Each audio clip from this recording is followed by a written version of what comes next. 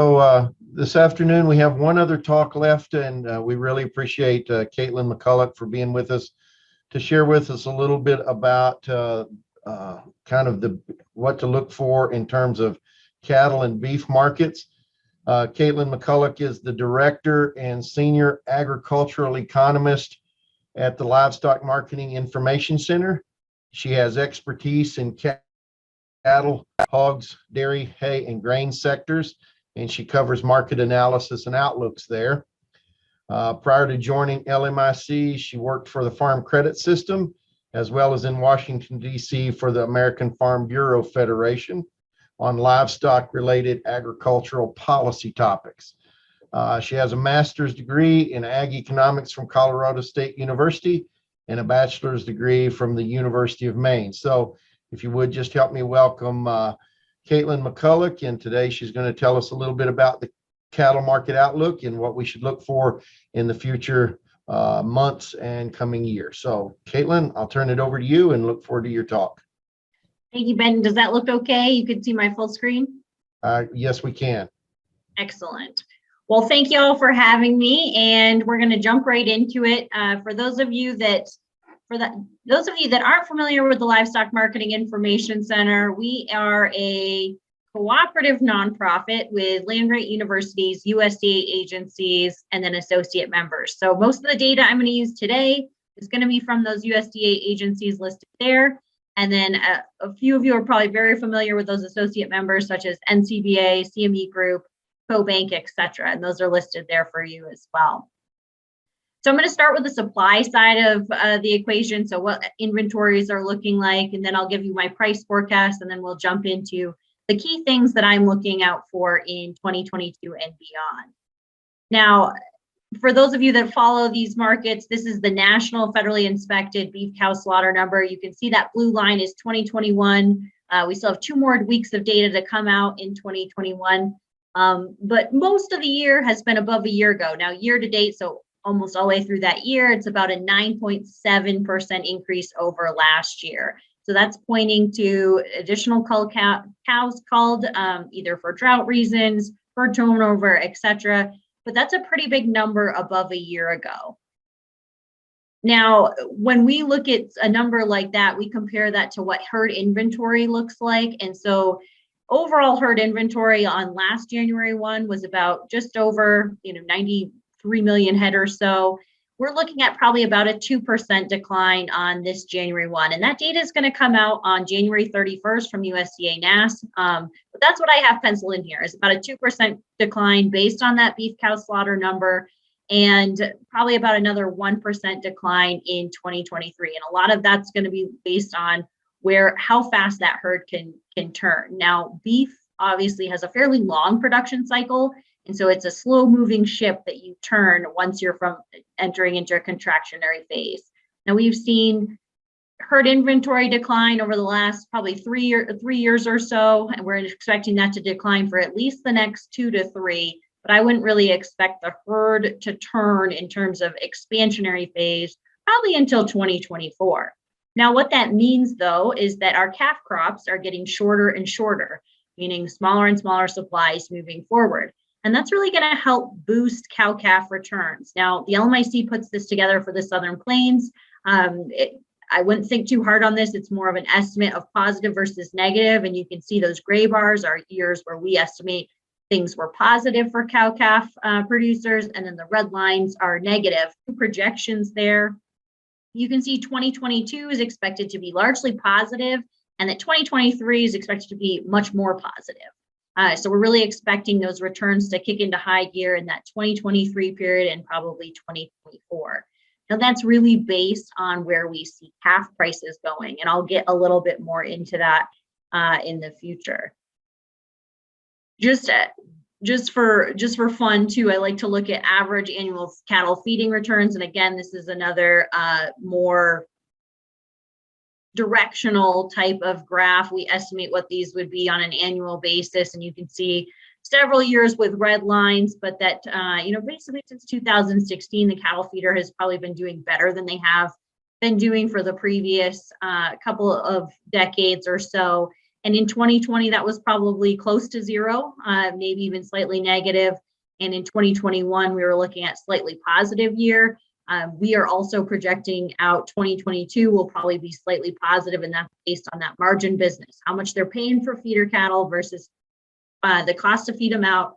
And we have fairly strong fed cattle prices moving forward. And so we're expecting that cattle feeding sector to remain fairly healthy as well. In terms of inventory, we're looking at inventories on cattle on feed about pretty similar to a year ago, which is surprising. And keep in mind, this is 2021 still. We'll get January 1 here in a couple weeks. But through 2021, we were comparing these numbers versus the pandemic. And so it was interesting to see both cattle on feed numbers hang pretty close to 2020 levels and also see such strong fed cattle prices, especially in this fourth quarter. Now, the other interesting thing, and this brings it back to the cattle cycle, is that the heifer percent on feed are fairly high right now, about 38% at the close of the last quarter. So we haven't gotten the December data yet, referring to that August number. That is a very strong number and still points to further contraction. If they're in the feedlot, they're not able to be bred, which means they're not going to produce their calves. So still pointing towards contraction on this graph as well. Now, I did pull some local prices or somewhat local, I guess, to you. Here's the Washington summary for 500 to 600 pounds, and you can see mostly above a year ago for especially the middle part of last year, and then a steep rise here towards the end of last year. And most auctions or AMS does not cover the last 2 weeks. So that's kind of your final price for 2021. 7 to 8 weights, very strong prices, much stronger than maybe you'd anticipate given the drought conditions and what we had been hearing for most of the West.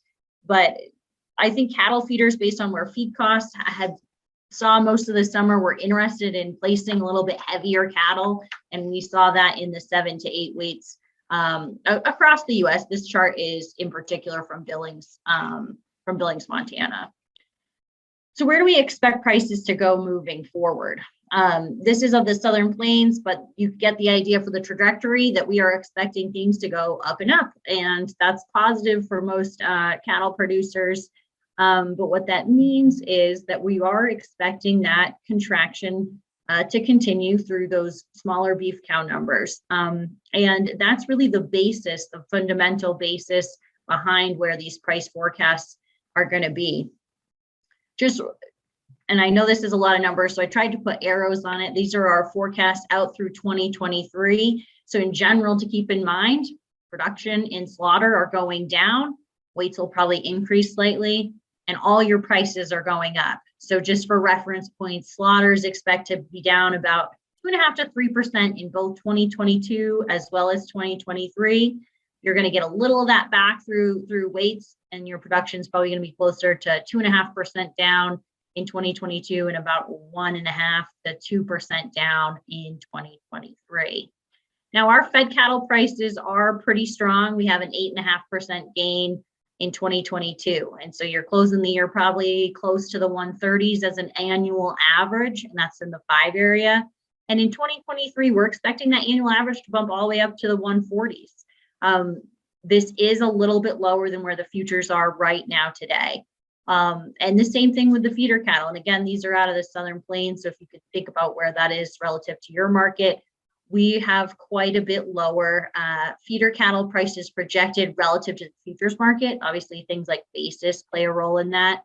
But generally speaking, it's still a very strong market relative to last year. We're looking at probably almost a $20 per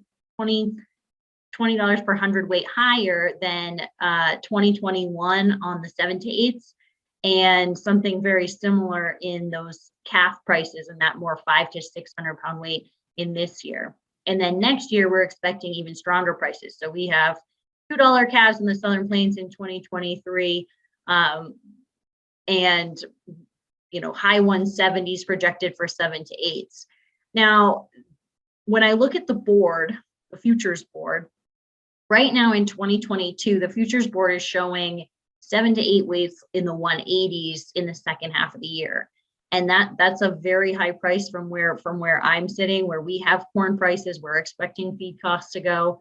But that's not to say it can't happen. I only bring this up to say there could be some hedging opportunities, but also if we are a little too low, if my forecasts are a little low, really the direction of this is for them to be systematically higher in 2023 because of those shorter numbers.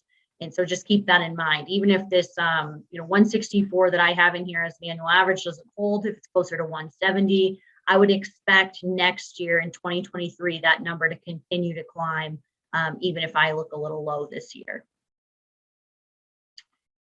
We've talked a lot about drought today already, but here's the drought monitor one more time. And the Western US, from my perspective, has improved quite a bit from where it was last year.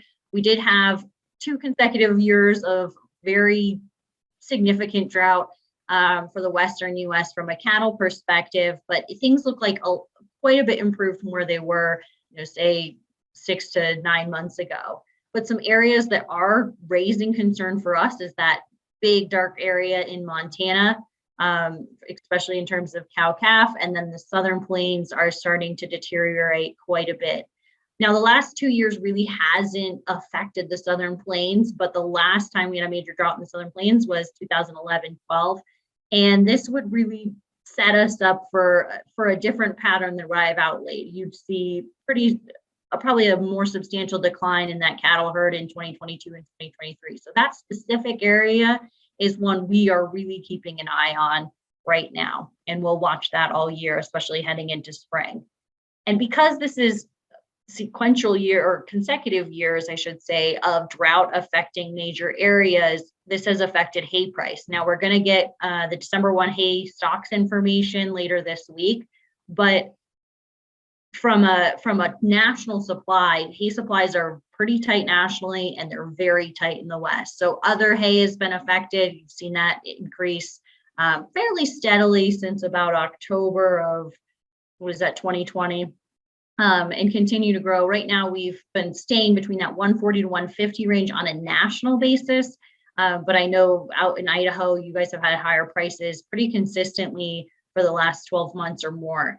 Now on alfalfa, pretty different story, over $210 a ton right now. There's just no real relief in sight for these. We're outside the production window for forages for most of the US. We already have tight stocks. We're going to have tighter stocks moving forward. And so keeping an eye on that drought monitor and understanding how much supplemental feed we would need to support, how much there is available, and how much does it cost is all something factoring in to what cattle producers are thinking about. Now on the hay side, we're not really predicting any sort of relief in the next marketing year. Everything is higher priced, so there probably isn't a lot of acreage shifting around to gain hay acres. We are going to see acres probably shift. It's just probably not going to go in the way of hay because there's just so many higher priced alternatives. And so we really have alfalfa once again for the next marketing year, averaging something close to $200 a ton, probably in the high 140s for other hay nationally. And just as a reminder, here's what corn prices did last year. That's that dotted line, and that big square is what they were a week ago. And just keep in mind, the feed picture at the beginning of last year was fairly different than what it ended up being. The markets we got really scared about the crop. There was all these problems in South America. We saw prices just exponentially rise and then very slowly walk themselves back down as we got a better idea of what this harvest looked like.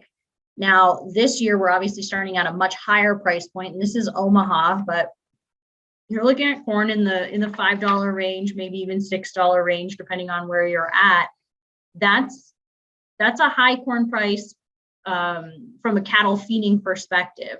And to some degree, I think we've been bailed out by the higher fed prices that has allowed that margin business to have pretty strong closeouts, especially in the second half of this year, which has helped support what they've been able to pay for those feeder cattle. Let's talk about meat demand. We are looking at a variety of different factors. In the last 2 years, we've basically done nothing but talk about COVID, supply chain, consumers eating out versus at-home consumption. Now, before 3 years ago, 2019, we would have said it was 50-50 in terms of general home consumption versus inside the home versus out. I don't think we're quite back there yet. I heard the term revenge dining out. Some of us might have done over the summer, but if that was just to get out of the house, does it continue? Especially now that every home cook in America is probably a little bit better than they were 3 years ago. And everyone has every gadget you can imagine. I know so many people that bought Instapots and air fryers and new grills and have made their convenience-driven cooking at home so much easier and know how to use all these devices now. And so the world looks different. And so what does that mean in terms of beef? What does that mean in terms of moving forward, what to expect? And I did pull a little bit on the macroeconomy, and because I think that matters a little bit. So this is domestic US consumer sentiment. And I pulled the Investopedia definition. For those of you that aren't aware, it's an economic indicator that describes generally just how optimistic the consumer is either about their personal finances or the economy. And one thing that I think is so telling about this graph and worrisome is that that red line right now today is below where it was when the pandemic first hit. So we are feeling as a society, as the US, worse off and not as optimistic as even we were in March of 2020. And I think that says something maybe for the personal finance aspect of things, because certainly our attitude towards the virus has shifted. And I would argue that we are not as nervous and as uncertain, and you can describe that as fatigue or whatever you want to in that perspective. But some of that has got to be driven by some of the government transfers that went direct to consumers. Now, not every sector received payments, but a large swath of both personal people received it based on their income bracket, as well as different sectors were supported last year. And what that did was it led to record high percent of savings of disposable income. And I would argue that even though beef prices have been fairly high, that this personal savings rate has really helped buffer us from what we would have seen an adjustment on the volume side of how much people were buying. So this number, this personal savings as a percent of disposable income means that people put more in the bank and have been sitting on that. Now they have purchased things, right? You've probably heard used car values have gone higher. The housing market has been hot. Maybe they put it in the stock market. But that has come down significantly into the start of 2022. We're almost looking at levels pretty close to where they were before, a more average level, but certainly not the padding, if you will, to the personal finance sheet that we would have seen before. And that largely mirrors kind of what we saw in this domestic sentiment. So I think a large part of maybe where consumer sentiment is driven by this evaporation of what was a very healthy looking balance sheet. So what does that mean for beef, and why do we care? Well, boxed beef values have been very high. That we saw a spike in 2020, but in 2021, things were much more evenly higher. So almost for the better part of the year, things were consistently above a year ago. And that blue line was 2021. That dotted line is 2020. And then you have the 5-year average. So the 5-year average for boxed beef, and this is choice, is under $250 per hundredweight. And this year we have managed to be well above 250 and for several weeks above 300.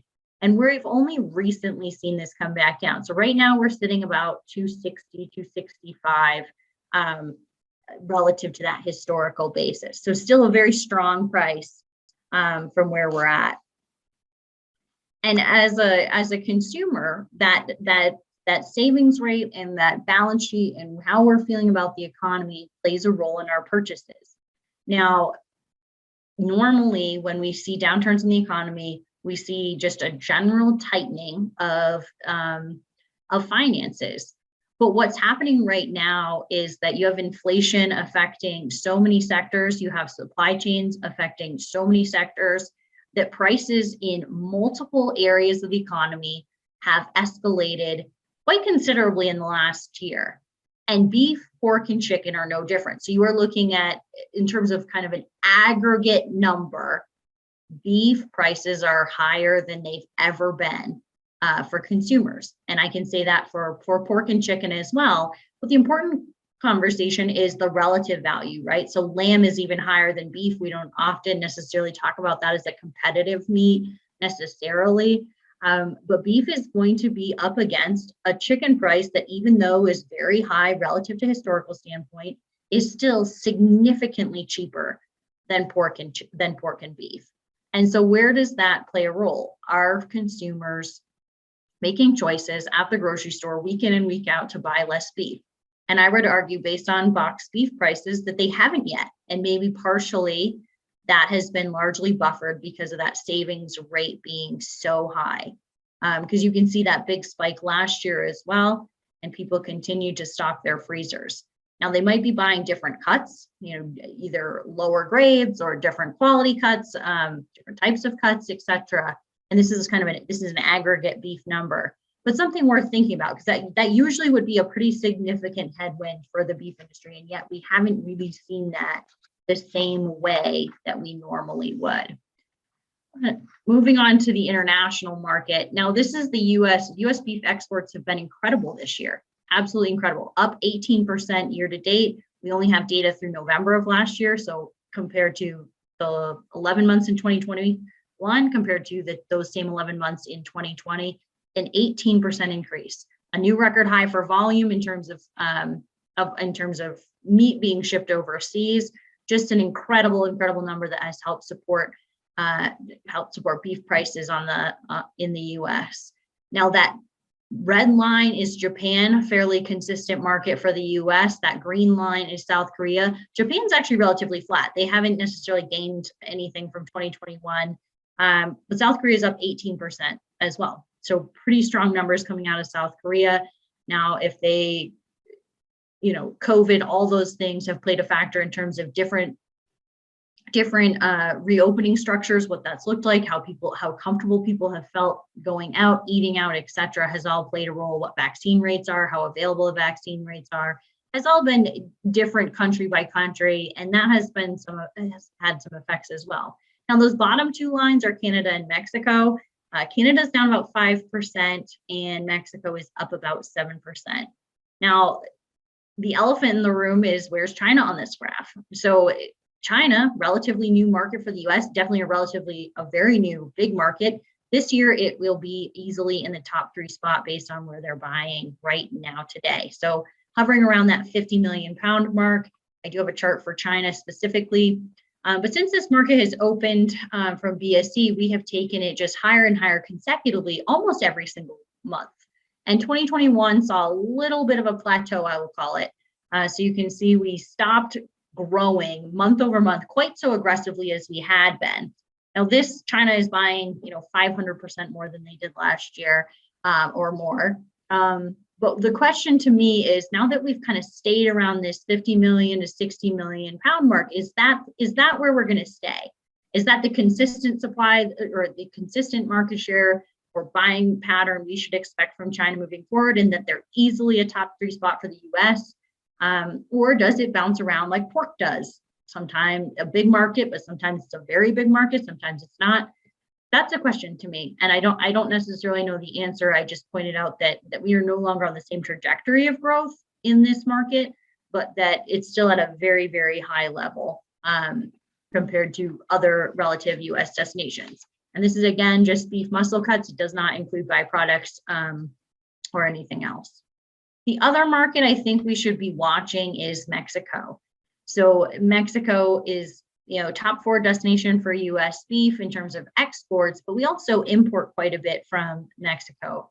And so in this graph, I subtracted exports from imports. So anytime it's negative, that means exports were smaller than imports. Anytime it's above 0, it's going to mean exports were larger than imports. And if you look over that 5-year period to the left side of the graph, that's about, you can see it was actually fairly close to 0, bumped around a little bit, but plus or minus zero and within a fairly reasonable number. And then when 2020 hit, we had such changes in the dynamics of the market. This really went pretty wild for those first 12 months. Now, one thing I want to point out is if you look at the more recent pattern, we are importing quite a bit from Mexico relative to where we export by historical standards. And right now we are importing about 3 to 1 in terms of imports versus what we export to Mexico. So a little bit of a shift there. They have increased their cattle feeding capacity down there. They have focused on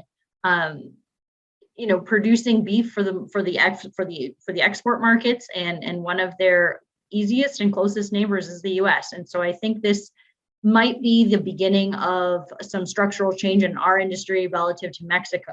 And we can see that a little bit with the feeder cattle too. So we primarily import feeder cattle from Mexico so we can grow them out here, process them here. And in 2021, we saw a pretty significant decline relative to 2020 in that pattern. Now, this pattern does shift around a little bit depending on where drought is, what is happening in Mexico, etc. But I wonder if we'll see consistently lower feeder cattle cross the border as that feedlot sector in Mexico continues to expand and mature. We are shipping quite a bit of slaughter cattle to Mexico, so actually bringing cattle the other way to slaughter down there. And so this is one of those things that I would continue to watch just from a North American dynamic. Now, where should we expect U.S. beef and veal exports? This has 2020. This has 22 and 23 on it, but you have that peak year. Again, record high levels in 2021, and we really have exports tailing off. Now, it's not that I think demand is going to take such a hit. It's more like that is a normal sort of reaction, that you don't have 18% growth every single year. So a year after double-digit growth, you can see it on the graph here. We've done that a couple of times, had big years where it popped way up, and then the next couple of years kind of settle out. And so I would expect that to be a relatively normal pattern unless there's something really happens with one of those major markets, and China could be that something. If they bounce out of the U.S. market and either buy mostly from somewhere else or shift around that consumption pattern significantly where they've been the last year or so. The U.S. has had a tremendous demand for beef, though. Looking at where we are import-wise, 2021 was about 2% lower than 2020. That's largely, we've imported a lot of beef because beef here has been relatively expensive, and this meat finds its highest and best value, similar to where U.S. beef gets exported.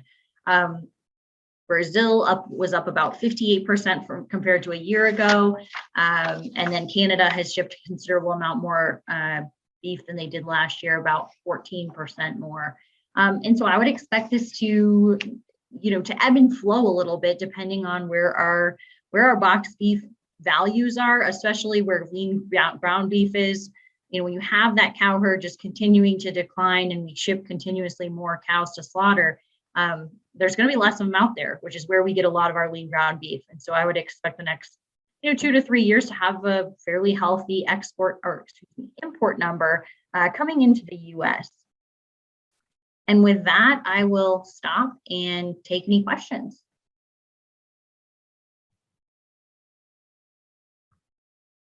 Thank you, Katelyn.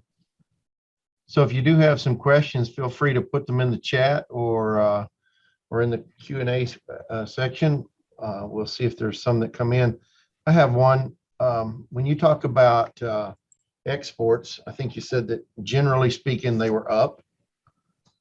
So when we hear time and time again about supply chain issues, how does that reconcile? Different supply chains for exports so they can be up where a lot of other supplies don't make it to where they're supposed to be, and how does that all come about?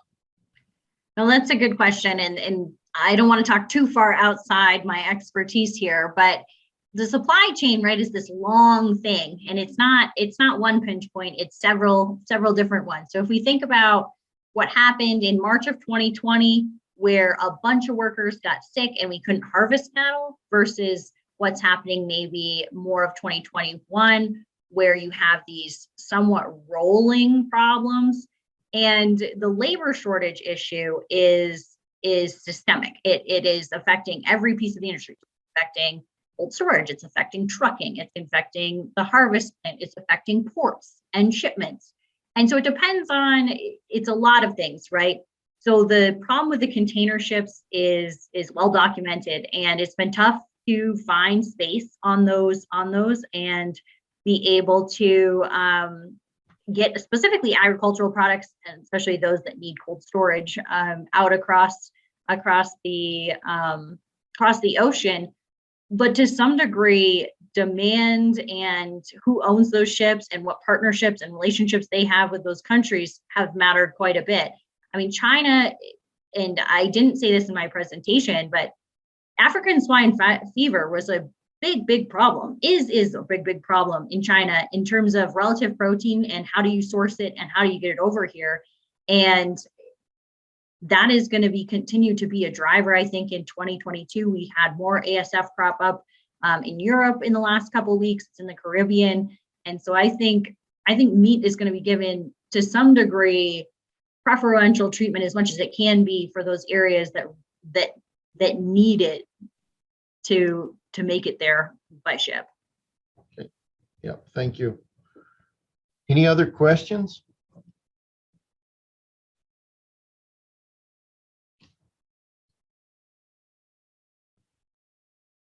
Don't see any coming in. Increase in prices is something to look forward to, right? That's right. And, you know, I know you guys have gotten a little bit better in terms of dryness out there. Is there a sense that your area is going to be able to retain any heifers? Possibly. Yep. See how the remainder of the winter goes. Yep. Yeah. So any other questions or comments for Katelyn?